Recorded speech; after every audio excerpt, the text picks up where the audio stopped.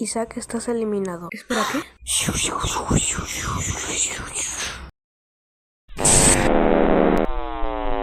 ¡Au! ¿Pero qué demonios? Tenemos un total de 3 votos, por lo que significa que uno de ustedes será eliminado. Tengo estos 5 muffins. El que no sea eliminado recibirá uno. Gino y Anderson están a salvo con un total de 0 votos.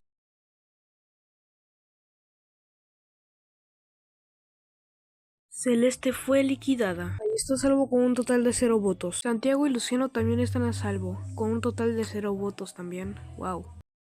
Isaac está eliminado.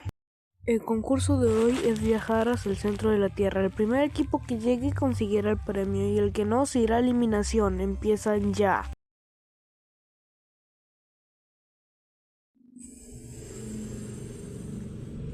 Rápido, equipo, entra en este agujero. Ups.